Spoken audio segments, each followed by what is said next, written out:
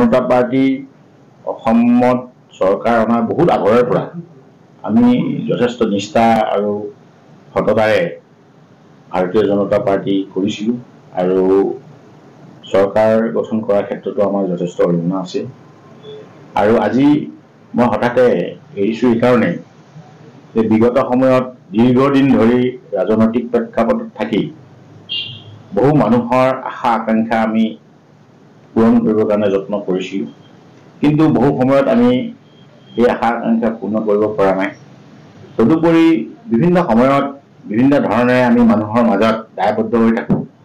গতিকে এই দায়বদ্ধতাৰ আওতাত আমি ভাৰতীয় জনতা পাৰ্টি থাকি যিখিনি কৰিব লাগিছিলে বা কৰিবৰ কাৰণে আমি যত্ন কৰিছিলোঁ সেইখিনি কৰিব পৰা নাই বাবেই আজি মই ব্যক্তিগতভাৱে ভাৰতীয় জনতা পাৰ্টি প্ৰাথমিক সদস্য পদৰ পৰাও মই পদত্যাগ কৰিছোঁ।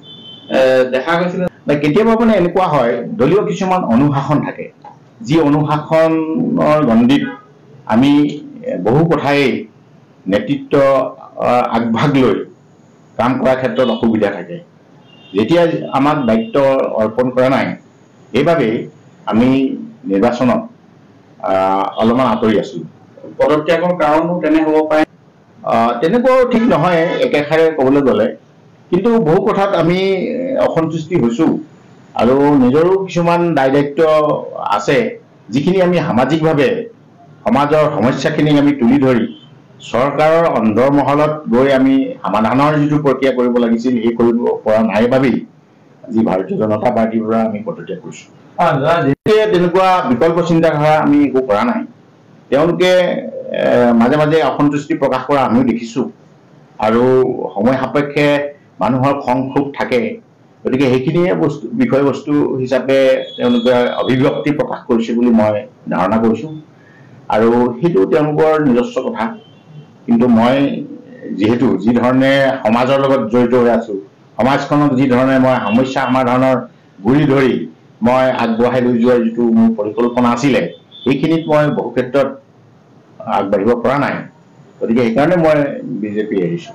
আপোনাৰ দিশাও মই ভবা নাই, কাৰণ প্ৰত্যেকজন ব্যক্তিৰ একোটা সীমাবদ্ধতা থাকে, যে প্ৰত্যেকজন দলীয় কাৰ্যকৰ্তা বা বিষয়ববীয়া একোটা সীমাবদ্ধতা থাকে, আছেও। গতিকে সেই সীমাবদ্ধতাৰ গণ্ডিত তেওঁলোকে কাম কৰিছে আৰু যথেষ্ট ধৰণে কাম কৰিছে। প্ৰত্যেকৰে সমানে সমানে বা সমপৰ্যায়ৰ উৎসৰ্গিত মনোভাৱ সকলোৰে নাথাকে। গতিকে সেইখিনি হয় মাজে মাজে। তেওঁলোকে কোনো বিকল্প চিন্তাধাৰা কৰা নাই, কাৰণ মই কিছুদিন চিন্তা চৰ্চা কৰিছোঁ আৰু সম্পূৰ্ণৰূপে মই ৰাজনৈতিক বাধ্য বাধকতাৰ পৰা মই মুক্ত হ'ব বিচাৰিছোঁ।